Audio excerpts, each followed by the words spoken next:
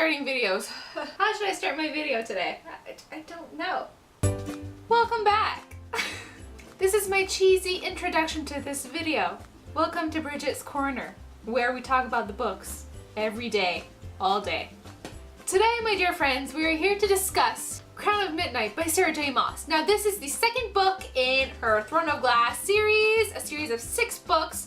There are 3 books out. This is the second one.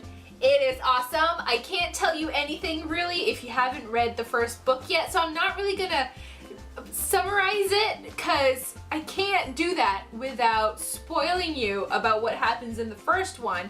And I'm sure that people are watching that haven't read the first book yet, and we all know how that turns out. People get mad when they get spoiled and they go raging to the people who spoiled them, so I don't want to do that to you. So I'm gonna be very clear.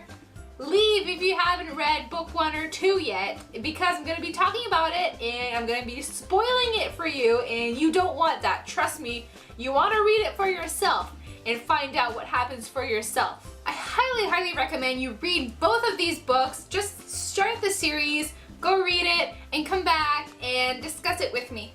If you've read both of them already, please stay and let's discuss Crown of Midnight together. So Crown of Midnight, awesome, epic, feels. The feels were just spewing out of everywhere. I'm just gonna jump right into it. First off, we had the king telling Celaena that she has to go and kill all of these bunch of peoples because, you know, she's the king's assassin. She has to listen to him and go and kill the people who are a threat to the king and his big movement to overthrow the entire world. At first, I wasn't really upset that Celaena was killing people because I'm like, that's her job. That's what she was hired to do. That's what she, like, almost died a few months back to do. She is made to kill people. But then we figure out that Celaena isn't even killing people. She is telling them to run away, get their affairs all tied up and neat in a little box, and leave the country, never to return, use a different name. It's like the Witness Protection Program. It's the Celaena Sardothien Witness Protection Program here. She's actually going in like the place where dead people are and taking their heads and bringing them to the king, because he won't know the difference, right? No, because he's the king and he's too busy planning to overthrow the world. First off, let's just talk about this beautiful cover change. Thank you so much, publishing company. I don't know what publisher, Bloomsbury. This was like the best cover change to ever happen in the history of the world. Like, look at this and look at this. How could you not want to pick this up? Like, yeah. So thanks, Bloomsbury. You did a very wonderful job right there. So very early on in the book, we have Celaena going to the library like she does every other day because she's a huge reader like all of us, and I'm very proud of her for being a reader because that is just awesome. And she runs face to face with this thing, this cloaked in black, can't see his face thing, and her necklace starts to glow, and I'm just like, holy crap, is Cain back? I knew he couldn't be back because Cale killed Cain. Wow, that sounds really similar in the first book, and I'm like, it can't be Cain. It just can't be Cain because, you know, he's dead. So there's this evil thing that lurking in the castle, and it's not good, and I'm just like, holy crap, Celaena, turn around, run for the hills. So that thing that was in the hall, I still don't understand what it was. It was in the cells deep down underground under the castle, and apparently the king created it. It's like part human and part something else too, and I'm not sure what it is to this point, even though she killed it.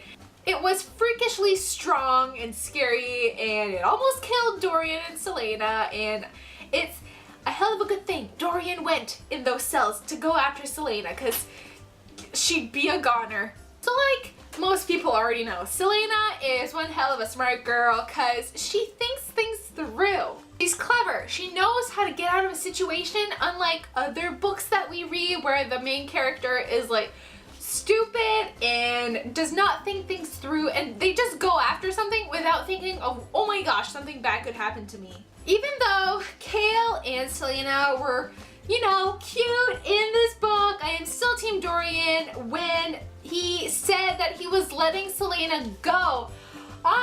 No, Dorian, you know you can't get rid of Selena in your heart. She is stuck there. She is a stain in your heart, and it will never leave until you die.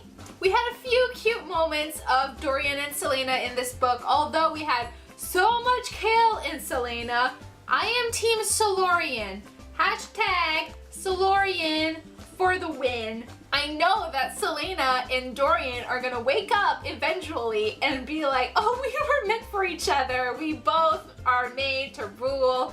We have magic in our blood. You know, it's just faith. Let's get over this thing that we have right now and just get on with our lives and be together, you know? Like, who cares if Kale doesn't end up with you? He's a knight in shining armor. He's gonna find a girl someday. Get over it, Kale. Get over it. We know that Selena and Dorian belong together, and you know, you can't do anything about it. I just know it, right? I hope I'm not wrong. Don't tell me if you've read book 3, because I haven't yet, and I don't want to know what happens. So, don't say anything to me. I thought that Selena and Elena were going to be related, but I don't think that's how it's going to end up, because Elena was the queen of Adarlan, and Selena is the heir of Terrasen. So, two different countries or territories. I don't know exactly what they are. Are they countries? One continent, different countries. Maybe they're not related at all. Okay. I actually really like the fact that we had the point of view from the thing in the basement's point of view, when he could smell Selena coming and he was like, I smell her, she smells fresh and meaty. All I've had was rats, and rats can only get you so far. And he was like, I'm gonna eat her. And then he attacked her, and then, you know, the whole thing happened, and yeah. Dorian now has magic. That is good, I think. Is it a good thing? Could he like overthrow the king? Maybe Dorian could control the king with his magic, even though the king has like the word keys, rid keys, wired keys, another word I can't pronounce. Maybe because he's feeding sort of off the king's magic that he could like overthrow him. Who knows? Maybe that's right. Am I right? Oh my gosh, could you imagine Dorian overthrowing the king? Good gosh, what have we come to? Oh my gosh, Nemia. Oh, why?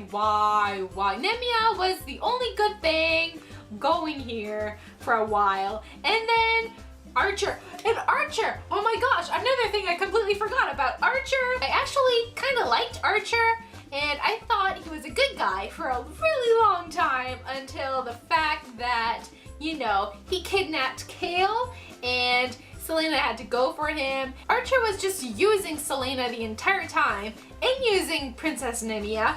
Or were Princess Nemia and Archer really going for something here? I'm not, like, this book is very complicated, and like this whole series has a lot of things going, and your brain can't focus on one thing at one time because there's just so much going on, and you want to understand everything that's going on, but you just can't.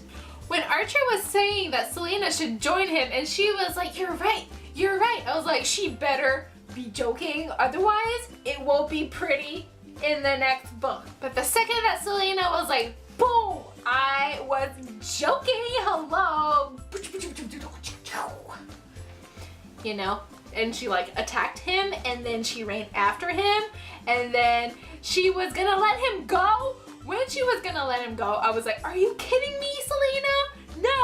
No. And then, of course, Archer just said something, and she was like, you're a good woman. And she was like, yeah, right, stab. Nemia was the good woman. Peace out, sucker.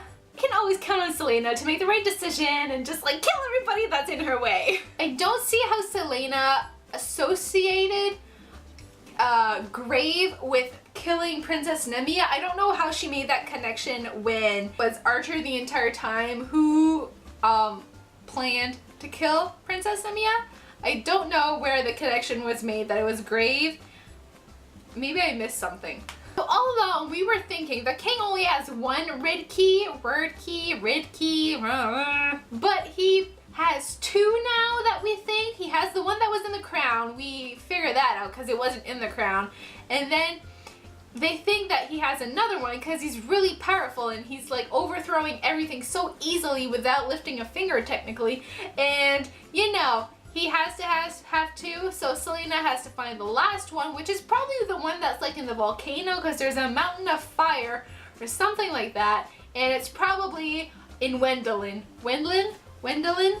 So it's a good thing, sort of, that Kale sent her to Wendelin to find her family, her Terrasen relatives, her Fae relatives, and find the last key and come back and overthrow the king. The second that she said that she wanted to talk to Nemia through the portal, the land of the dead, I was like, no, Cain is in there. Cain is gonna come back and he's gonna rule everything from the dead world in that portal. I was so sure that Cain was gonna be in that portal. Good thing he wasn't, because otherwise it would have ended really badly, although there was this monster coming out of the portal, and then it caught Fleetfoot, and Kale went after Fleetfoot. Tears were running down my face, not for Kale, for Fleetfoot. The second that the dog went through, I cried. You just can't kill a dog. It's not right. There's just something about it it shouldn't be done, and it wasn't done in this one. So Fleetfoot better live until the end. So in the next book, we'll be sailing off to Wendelin with Selena on the boat for 2 weeks. So I wonder if the book is gonna be mostly based on the boat, or is it gonna be mostly based in Wendelin? And then we have Kale and Dorian on the other side of the world with Selena on one side of the world, and it's just gonna be like, are we ever gonna see them together in this book? Because I really like the drama going on between the three of them, this love triangle going on. Kinda. I know Dorian said no, I don't care, he's still in the triangle, he still has feelings for Selena. We all know this, right? We know this for a fact. Maybe they'll like write each other letters or something, but it's a 2-week boat journey, so the letters would take forever to get to Selena or to Kale and Dorian. So I don't think that's gonna happen. And you know what? I am very mad about something. I peeked in Era Fire. I wanted to see, I was sure, 100% sure that there was gonna be a map of Wendelin in here. Nope! It's just another map of Aurelia.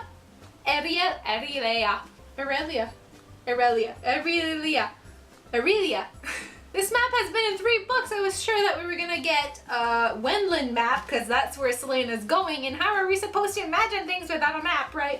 I don't know. I'm super excited to see what happens in the next book, and I will obviously let you guys know what's going on in my brain after I read it, because the feels came out at the end of this one. It was kick-ass at the end. It was the best ending yet.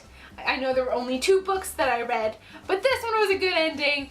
I absolutely adored the ending. The feels. Selena was kicking some ass and, you know, just like settling things. And it was a good ending because it doesn't end on a cliffhanger.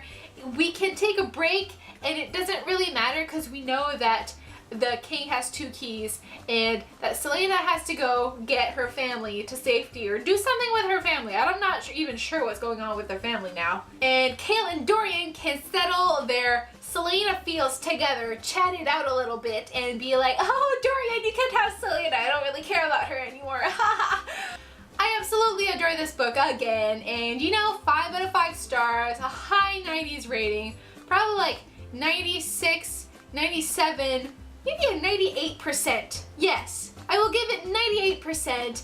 You know what? Go read it. It's absolutely amazing. Sarah J. Maas is amazing. You know, just go, go, go. That is all I have for you guys today, and I will see you guys next time with a brand new video.